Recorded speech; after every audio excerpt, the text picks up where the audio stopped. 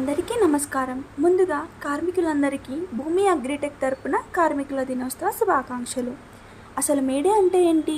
International workers day, labours day ఇలా ఎన్నో పేర్లు ఉన్నా ప్రతి సంవత్సరం మే 1న ఒక్కరోజు కూలీ నుంచి కార్పొరేట్ ఎంప్లాయ్ వరకు ప్రతి ఒక్కరూ సెలబ్రేట్ చేసుకోవాల్సిన రోజు.